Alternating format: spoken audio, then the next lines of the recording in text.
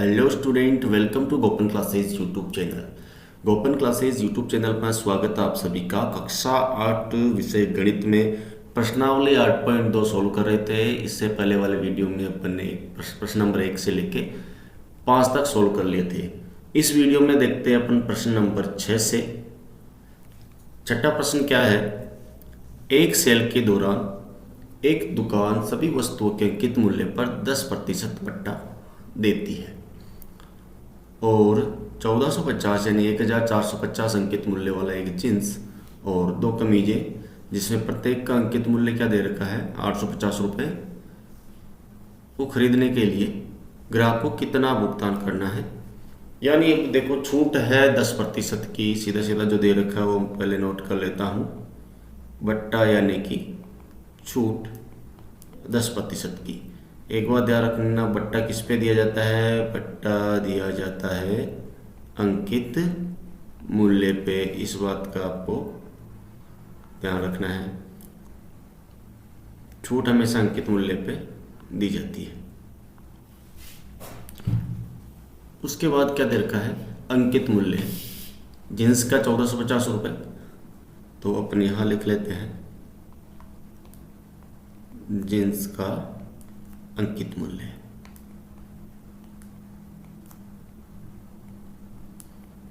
Jeans का अंकित मूल्य 1450 रुपये है और कमीजों का अंकित मूल्य कितना हो गया, क्योंकि कमीजें 2 है, कमीजों का अंकित मूल्य निकालेंगे।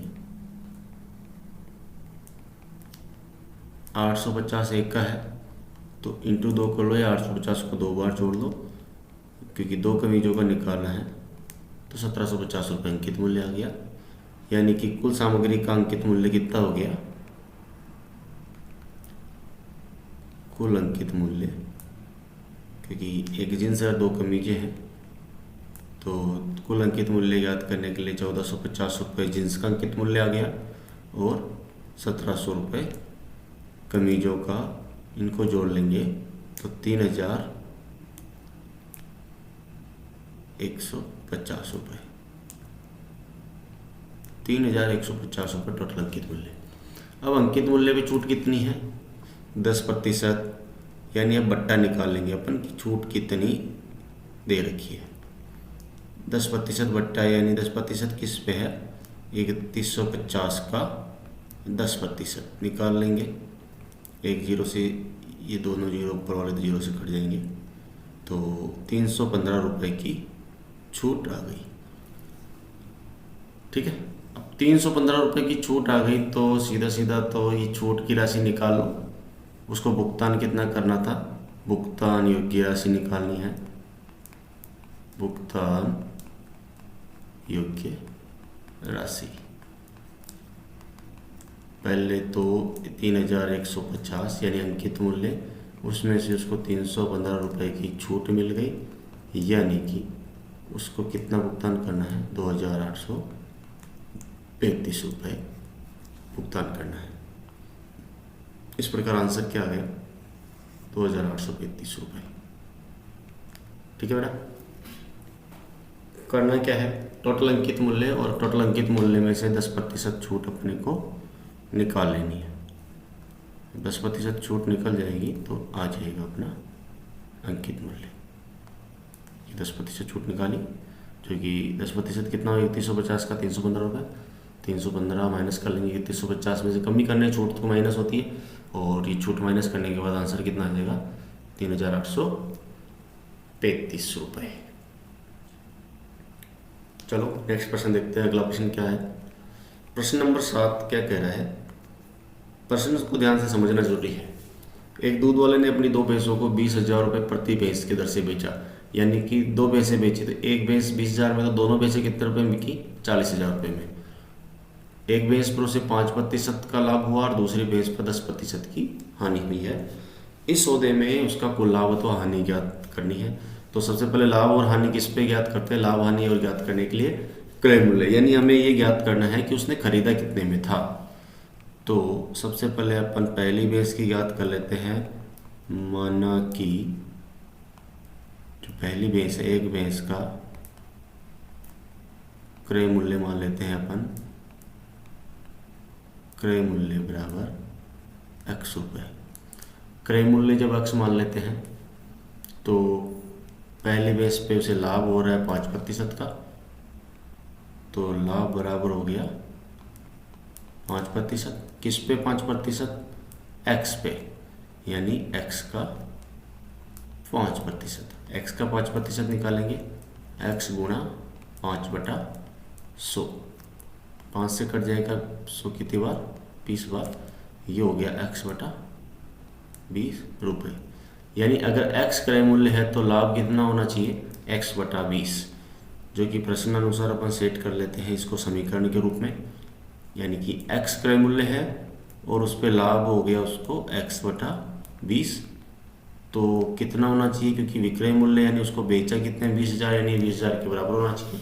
खरीदा x में और x/20 रुपये उस पर लाभ कमाया, तो हो गया 20,000 के बराबर। ये अपन एक समीकरण प्राप्त कर लेंगे। अब समीकरण का क्या करते हैं? सोल्व करते हैं।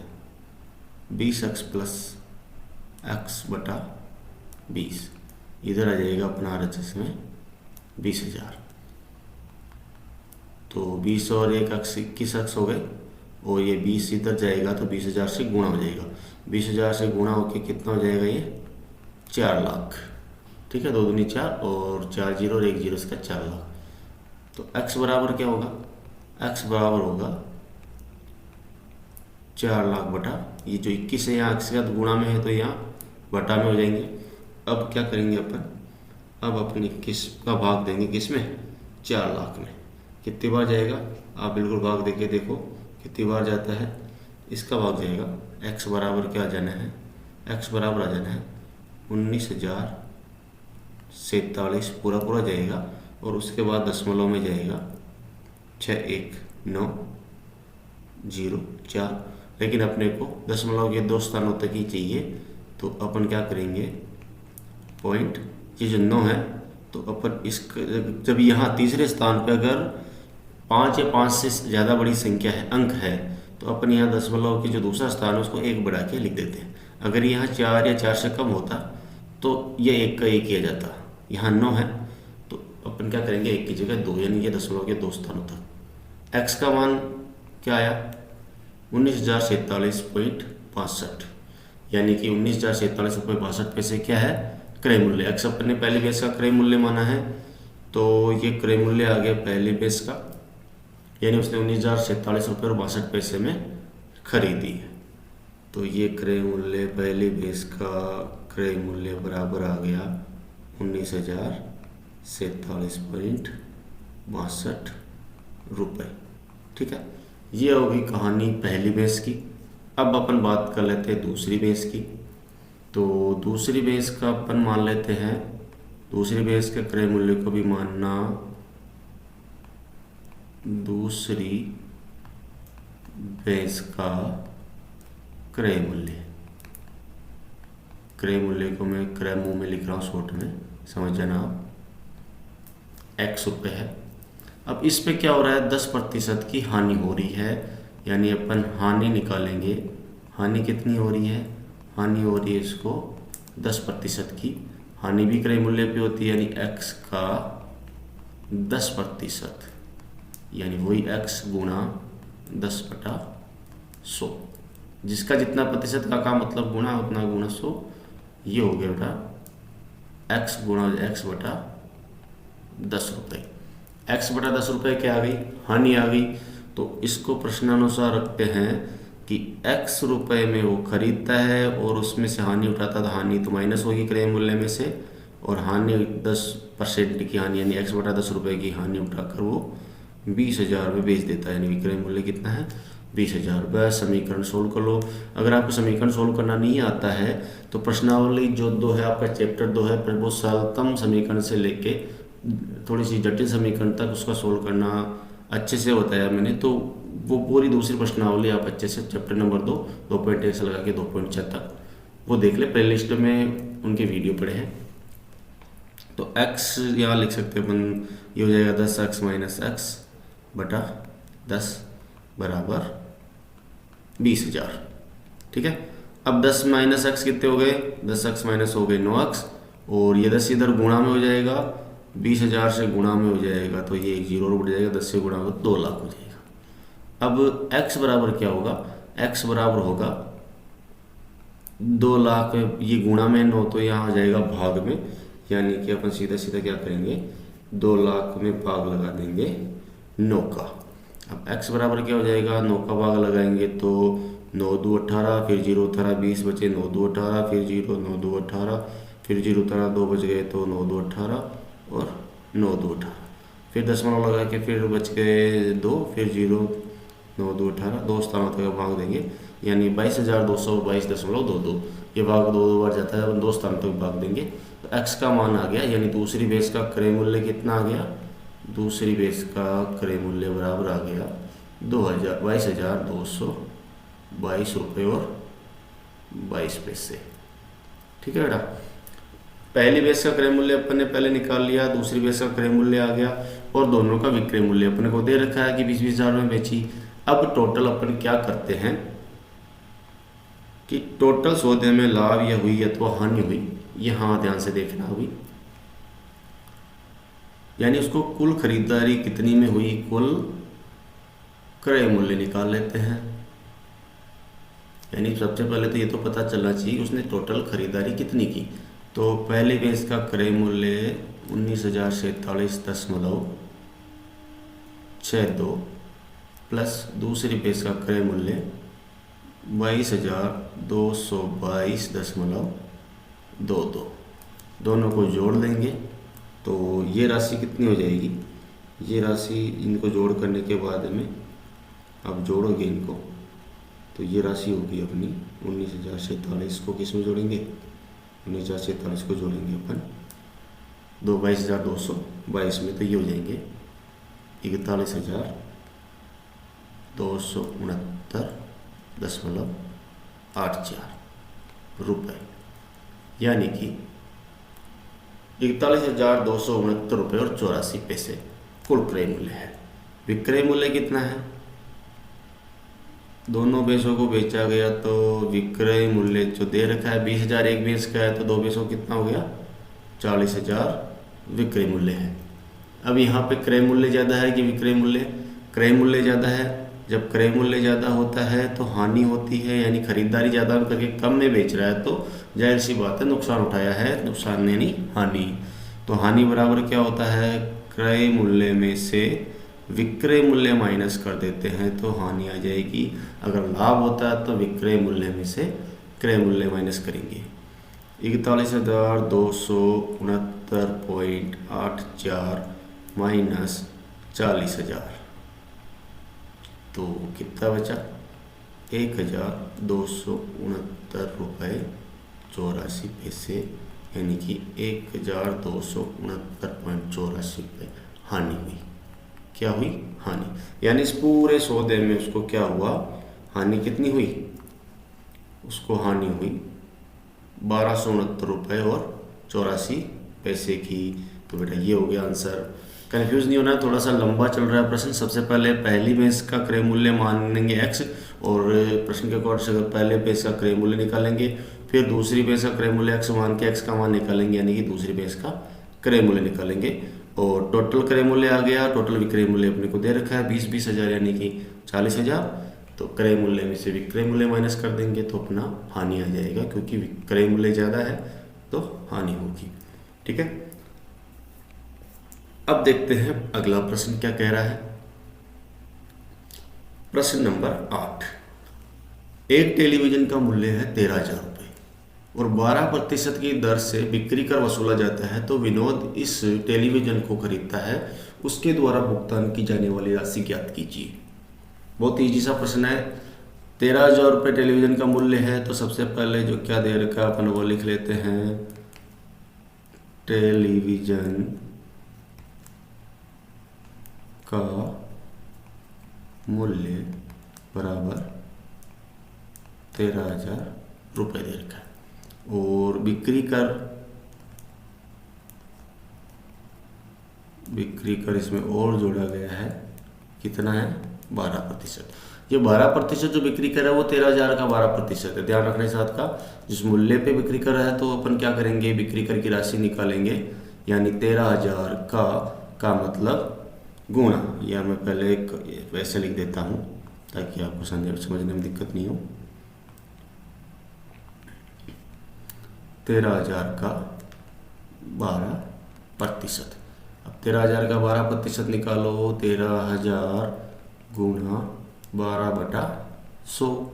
ठीक है, किसी भी संख्या का प्रतिशत निकालने के लिए सीधी वो संख्या का n इंटू, और 12% का मतलब बटा 100 होता है, तो 12/100।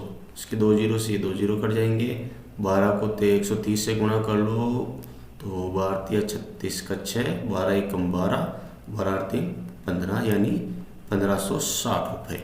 बिक्री कर की राशि कितनी हो गई, बिक्री कर आ गया 1560 रुपये। बिक्री कर आ गई तो भुगतान कर की जाने वाली राशि कितनी होगी, अतः विनोद द्वारा भुगतान की जाने वाली राशि हो जाएगी 13,000 इसका मूल्य है, और 13,000 रुपये में 1560 रुपये और ऐड कर दो, तो ये हो गया 14,560 रुपये। इस प्रकार 14,560 रुपये अपना आंसर हो जाएगा। ठीक है, 14,560 रुपये ये हो गया आंसर। 13,000 मूल्य है, 13,000 का 12% निकाल के 13,000 में जोड़ देना है। बहुत सीधा सा प्रश्न है, कोई दिक्कत नहीं होगी। ध्यान से अगर आपने समझा है, एक बार समझ में नहीं आए तो दोबारा देख ले वीडियो को, समझ में आ जाएगा। अगला प्रश्न है 9वां, ध्यान से पढ़ लीजिए पूरा प्रश्न। अरुण एक जोड़ी स्केट्स यानी पहिएदार जूते किसी सेल से खरीद कर लाया, और जिस पर दिए गए बट्टे की राशि दर कितनी है, 20%। यदि उसके द्वारा भुगतान की गई राशि 1,600 रुपये है तो अंकित मूल्य ज्ञात कीजिए। एक बात मैंने पहले ही बताई थी कि बट्टे की जो बट्टा है यानी छूट है वो अंकित मूल्य पे दी जाती है। अंकित मूल्य नहीं दे रखा है, सीधा बट्टा काटने के बाद यानी छूट देने के बाद में 1,600 रुपये है। तो अपन क्या करेंगे, माना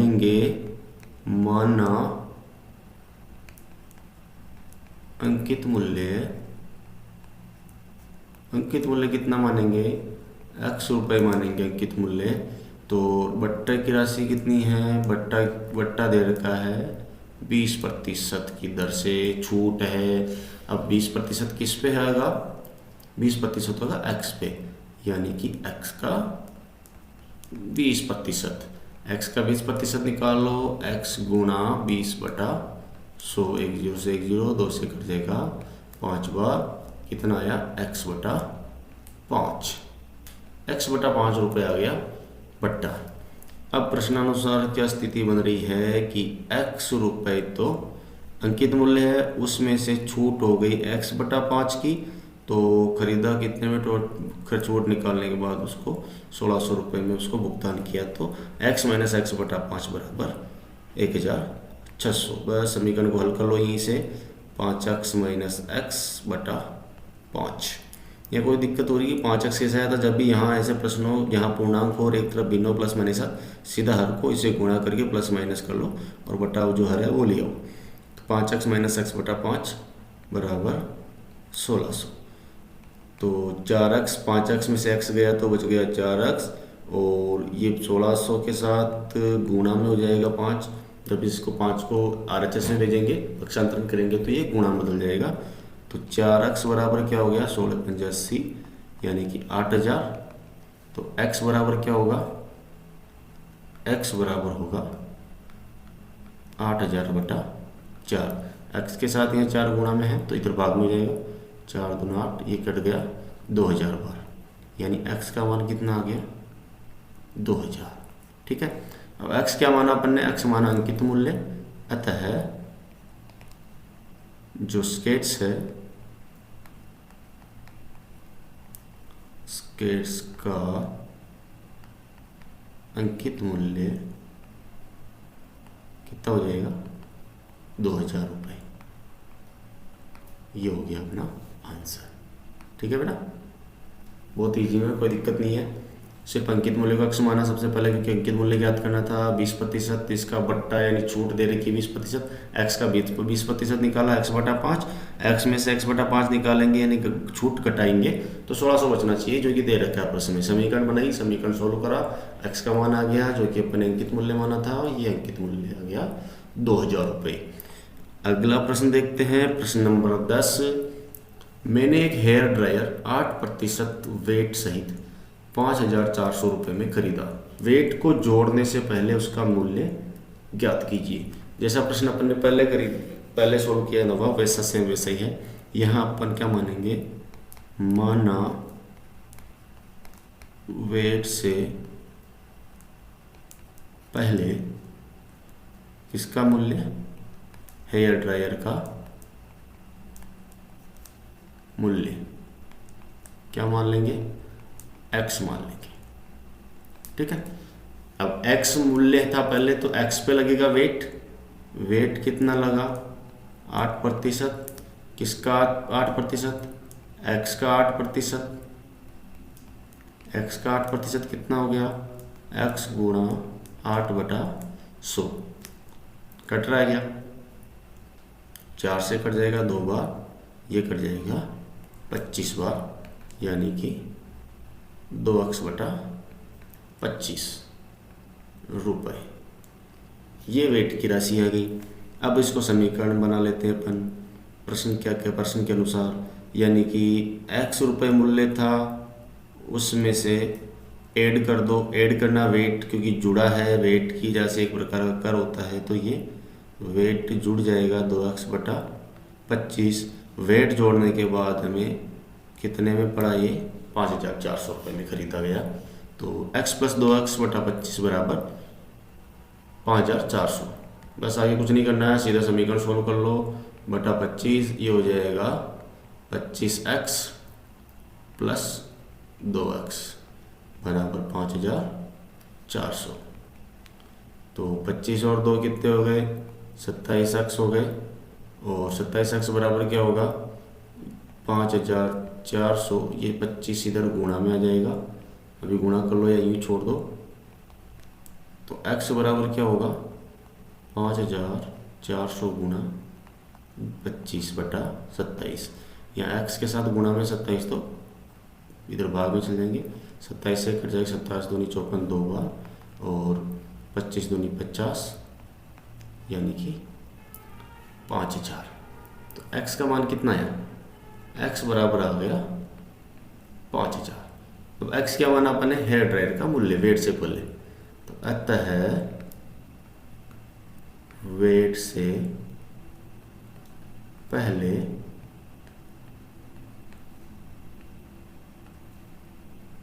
हेयर ड्रायर का मूल्य कितना था 5000 रुपये।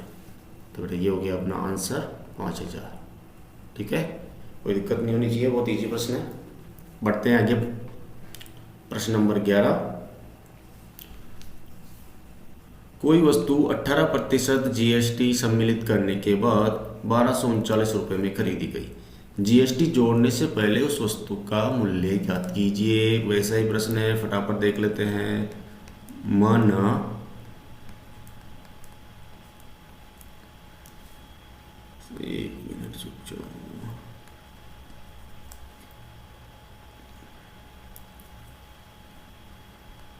क्या मानेंगे,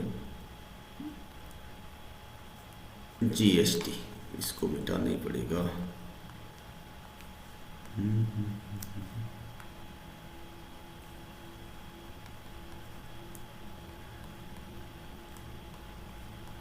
जीएसटी जोड़ने से पहले जो वस्तु का मूल्य है कितना मानेंगे अपन, वस्तु का मूल्य को जो जीएसटी से पहले अपन मानेंगे x रुपये। जीएसटी से पहले x रुपये था तो जीएसटी कितना लगा, जीएसटी लगा उस पर 18%। किसका 18%, x का, भाई जो मूल्य था उस पर तो लगेगा, तो x का 18% यानी कि x गुणा 18/100। ठीक है, ये हो गया कट रहा है, काट लो, 9 बार कट जाएगा, 2 से 50 बार ये कट जाएगा, यानी कि 9x बटा 50। ये आ गया जीएसटी का मूल्य, यानी इतने 9x बटा 50 रुपये तो लगा जीएसटी। अब प्रश्नानुसार क्या स्थिति हो रही है कि x रुपये पहले मूल्य था, उसमें जीएसटी जोड़ दिया 9x बटा 50, जो कि अपन निकाल लिया 18% x का। उसके बाद में उसका मूल्य हो गया जीएसटी सम्मिलित करने के बाद में 1239, यानी कि जो 1239 में खरीदी गई। बस इसको सोल्व कर लो, 50x प्लस 9x बटा 50 बराबर 1239। तो 50 से 9 कितने हो गए, 59x हो गए, 59x बटा 50 बराबर 1239। तो 59x बराबर होगा 1239 गुणा 50। ठीक है, यहाँ तक समझ में आ गया। समीकरण सोल्व कर रहे हैं अपन सीधा। तो x प्लस 9x बटा 50 बराबर 1239। सबसे पहले यहाँ 50x हो गए, 50x सीधे से गुणा करके प्लस 9x जोड़ देंगे, ये 59x हो गए बटा 50। 50 इधर भाग में तो इधर गुणा में हो जाएंगे, इसके साथ 1239 के साथ 1239 को और 50 को गुणा कर लेंगे, ये आ जाएगा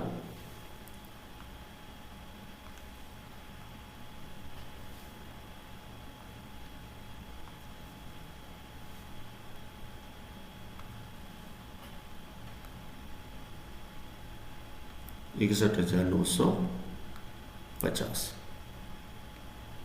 59x बराबर, तो x बराबर क्या होगा, x बराबर होगा 61,950 बटा 59। 61,950 कैसे आए, इन दोनों को जब गुणा करेंगे तो 61,950 आए। अब ये 59x के साथ गुणा में अपने को तो x का मान चाहिए, तो x बराबर 61,950 में 59 का भाग लगा देंगे। जब 59 का भाग लगाएंगे तो कितनी बार लगेगा, इसको सॉल्व करने पर अपने को आंसर मिलेगा 1050। ठीक है, 1050, ये x बराबर हो गया। यानी x का मान 1050, x क्या माना था अपन ने, x माना था वस्तु का मूल्य जीएसटी से पहले, जो ये अपना आंसर हो जाएगा। अतः जीएसटी से पहले वस्तु का मूल्य क्या हो गया, वस्तु का मूल्य था 1050 रुपये, जो कि अपना आंसर है। ठीक है, तो बेटा इसी के साथ अपनी ये प्रश्नावली समाप्त होती है। वीडियो कैसा लगा आपको कमेंट करके जरूर बताएं। कोई प्रश्न में अगर दिक्कत आ रही है फिर भी समझने में, तो एक बार रिवाइज करके पूरा वीडियो वापस देखिए, प्रश्न पहुँच करके समझे, खुद हल जरूर करें। बिना अभ्यास के को गणित आसान नहीं है, जितना अभ्यास करोगे बहुत ईजी हो जाएगी। और गणित ऐसा सब्जेक्ट है जो बार बार अभ्यास चाहिए उसमें। ठीक है, और कोई डाउट है, कोई प्रश्नावली समझ में नहीं आ रही है इसमें 8.1 8.2 में, अगर कोई डाउट है तो कमेंट करके ज़रूर बताएं। वीडियो कैसा लगा, और वीडियो को शेयर करना ना भूलें, ज़्यादा से ज़्यादा शेयर करें। सब्सक्राइब नहीं किया तो सब्सक्राइब तो करना ही है, नो डाउट। तो मिलते हैं नेक्स्ट 8.3 के साथ, और